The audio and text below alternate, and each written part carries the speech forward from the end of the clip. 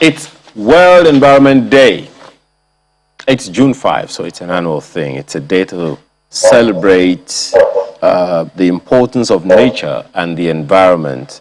And to a large extent, when we talk about the environment, you think it's just, what's it called? The drainage system in front of your house or beside the plants. And the plants. You know, it's a lot more than that. And the trees. I know when we hear ecosystem, you know, one of the things that I learned recently talking about the environment was that mosquitoes have a purpose in our environment. Oh yes, they do. We learned that. People didn't know that. Mosquitoes are to be killed. Full stop. Because they give us malaria. Okay, so this year's theme we hear is tagged ecosystem restoration, and we understand that Pakistan is the host country for 2021, and the celebration will witness the launch of the UN Decade on Ecosystem. What's your role in that, and how do you come into the whole thing? We have two gentlemen joining us this morning.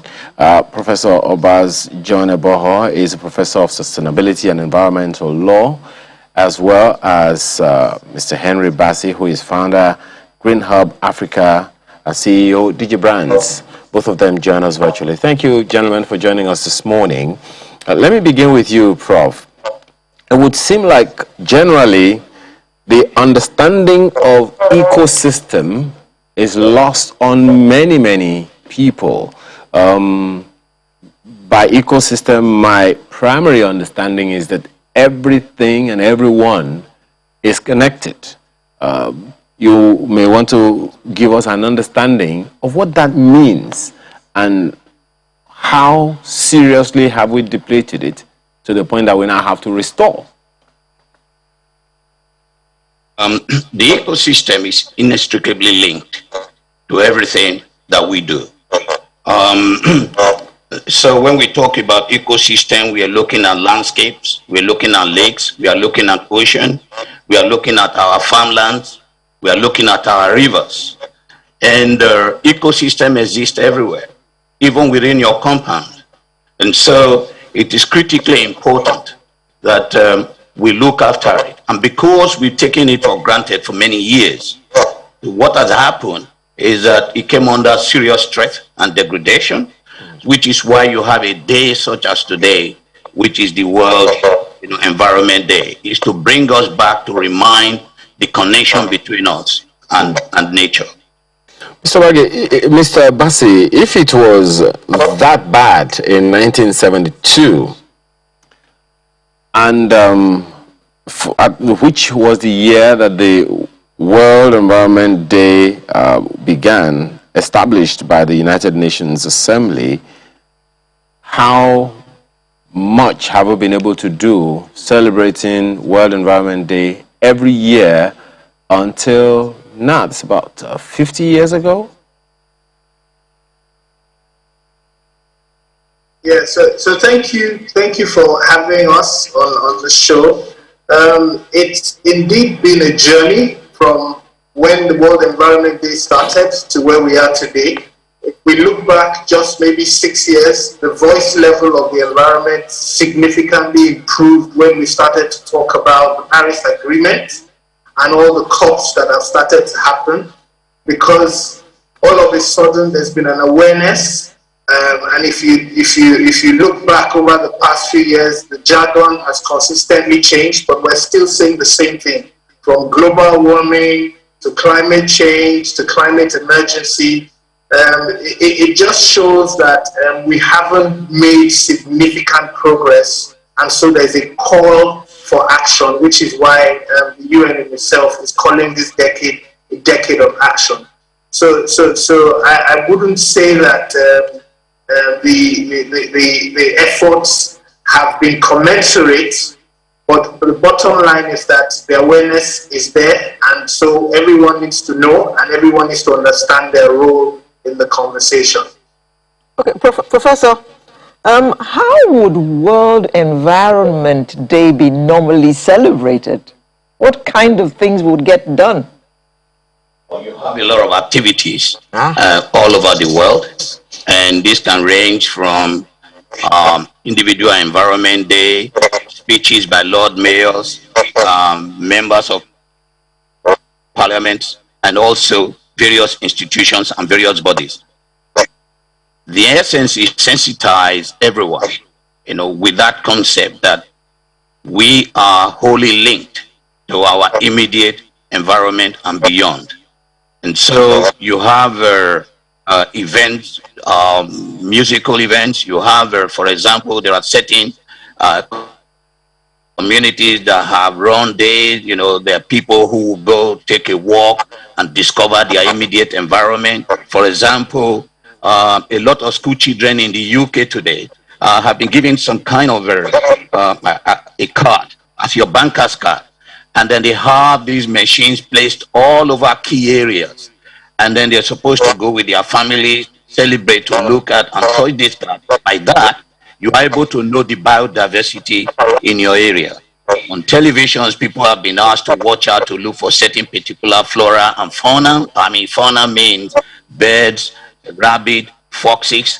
Today, a lot of people will be putting out food, recording, and just generally keeping in touch with nature. I'm wondering, over the years, when people pay attention to butterflies or hibiscus flower too much, they get some tags. Mr. Bassi. Requiring mental health care. So, Mr. Bassi, perhaps even though the conversations around giving attention to the environment is salient, and we've been doing that for a while, perhaps we can say that there is a lot more that needs to be done. If you're going to be specific, in our climb, that attention to the environment isn't that prominent. So if we're going to pay attention to the environment, ask people, both those who are educated and those who are not, to pay attention to the environment as they ought or as they should. What are the specifics we should be telling them? Thank you for that excellent question. The specifics are quite interesting because just as you started asking the question, you touched on something that is very close to our heart at Green Hub Africa. Interestingly, we're having 2 days of webinars. We had the first day yesterday, and we have the next one at 2 o'clock today. But on that webinar, you'll be seeing physically, tangibly what has happened. So this time last year, we had an event like this where we called the 3 Ps. The 3 Ps at Green Hub Africa refers to the people, the public sector, and the private sector. Now, we got them together like we are doing this year again to have conversations. Out of those conversations, we're excited to say that from the Green Hub Africa platform, 2 butterfly parks were birthed and will be showcased today at our event at 2 o'clock. So these are real, tangible issues, real, measurable issues. When you hear climate change, you think it's foreign, but the truth of the matter is that it is in our backyard, and we're seeing it every day, we're feeling it every day, and so we're also taking steps to move things from conversations to action. And that is one example. I mean, I have a number of examples. Professor Ebon sitting here also sits as the chairperson of Green Hub Africa. And so we have enormous examples to share on ground. The bottom line is that everyone needs to understand that climate change affects them. Restoring their ecosystems is important, and they have a role to play. Thank you. Okay. Thank you. If I may just quickly add to that. Yeah. If I may just quickly add to that. Okay. The question you asked is quite instructive. It's also incumbent on those of us in the know, because you made a distinction between the educated and the non-educated. That is fundamental. The language we use, the medium we use in explaining the concept, and are fundamentally important. How we relate the concept to the idiosyncratic knowledge of the people are fundamentally important. Because if you don't evaluate these problems in the socio-cultural values of the people, they are less likely to take it very seriously. And one of the biggest problems we have is the concept of not in my backyard. Everybody knows that it's taking place, but people distance themselves from it because they have not experienced it. Just as what COVID is done to us. Some people think, oh, I'm rich, I'm not affected. Some people think, oh, I own a very high position in society, I would not be affected. Just as COVID has shown, there's no discrimination. It knows no class, it knows no race. And the problem that we face regarding the environment is even much more serious. If I was to rank it, it's almost 80% more, than what we are experiencing now, that the world is being shaken to its foundation by the virus. Okay. Let me stay with you, Professor.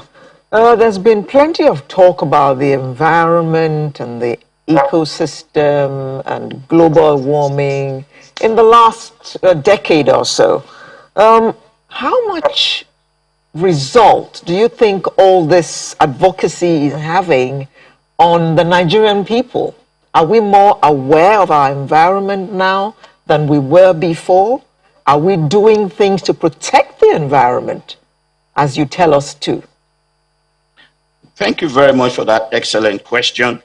In Nigeria, I would say that awareness of the environment and the link the environment has to what we do has not been properly explained. Not only in Nigeria, but it's a common feature you find in most developing countries. Then cascade down to the individual or micro level who sees issues of global environmental sustainability as a luxury, mainly because of the level of poverty and want. I remember, if I may use this anecdotal evidence, I led a visit to Kenya when we were trying to explain this concept of environmental sustainability, particularly global warming, to some communities. And the chief that we met there sat down very, very quietly and listened to us attentively. And then he asked us this question: where is this ozone hole that is creating this global warming? And then he says, okay, we should follow him. He took us to his quarters. He showed us there was a hole in his ceiling. And he asked us this fundamental question: if he was to close any hole, if he was to behave in a way that holes can be closed, which holes do we expect him to close first? This one that poses danger to him and his family, where animals can cascade down, or the ozone layer that is miles away, millions of miles away, that I don't have? And he made an instructive, comment that stuck with most of us. He said, if you are coming to tell us how the environment relates to us, what we must do and what we mustn't do to the environment, with the environment, you must come to us with alternatives. And he said, if you had come to me now and said, this is the material to use, don't use this material, don't deforest, don't exploit the forest to consume, to roof your house, I will sit down and listen to you. That sums up that excellent question that you asked. The way we talk about the environment is too distant from people. And that has been the problem, in Nigeria. And that explains the question again, and which I would also still want you gentlemen to proffer a solution to, because generally when we talk, as we mentioned earlier, when we talk about the environment, what comes to people's mind is the environmental sanitation practice in some states. Every Thursday before 10 a.m., they clean their markets, and that's it. Environmental sanitation done, so environment taken care of. Is that it, or there is more to it? It transcends that, but that is an excellent beginning.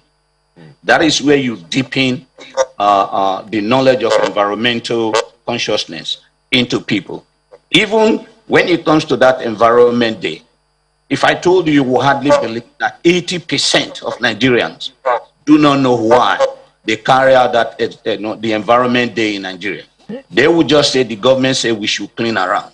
You should be able to link that to malaria, mosquito breeding, and be able to link that with all kinds of problems, either respiratory problems that will make people sit down and want to take ownership of that policy. Okay. That's why I said earlier on, It's not the message, but it's how you communicate the message that is fundamentally important. Okay, so take the first steps now, Mr. Bassi. For those who may or may not be aware, irrespective of their in idiosyncratic nature, as the Prof said earlier, I'd like to borrow his term, what should the first person listening to us now do in line with World Environment Day? Well, in line with World Environment Day, Ayo, thank you for that question. People need to basically look within. The change has to first happen within. If you are told to go and clean somewhere, then and you feel, okay, yes, we're told to clean, it looks cool to clean, let's do it, then it will not be sustainable. But the change has to start from within. The moment we begin to individually think about where we see ourselves now and where we see ourselves in a few years from now, and begin to try to understand the conversation that's happening around the planet, and begin to understand what all these issues, and like Prof said, it's really about demystifying the jargon. So that is a role that Green Up Africa is playing in trying to help demystify all the technicalities. These conversations sound so technical, they fly above people's heads, and so we need to bring it down to a way that it resonates in a language that they understand. And even if we need to go into Pidgin or Yoruba or Hausa or Igbo, it's critical that it is done. But the bottom line at the end of the day is that people need to take a step to begin to say, this conversation that is making so much noise, how do we even begin to play a part in it?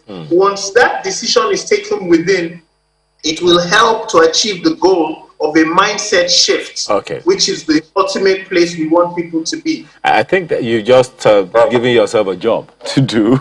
Yourself and Prof, and we hope we'll be able to do that. And good luck with everything that you do, and thank you for all the work you both do, gentlemen. Professor Obas John Ebonho, Professor of Sustainability and Environmental Law, as well as Henry Bassi, founder Green Hub Africa and CEO DigiBrands. Gentlemen, thank you for your time. Thank you very much for having me. Yeah. Have a nice. Yes, so we'll transition into the home stretch in a bit.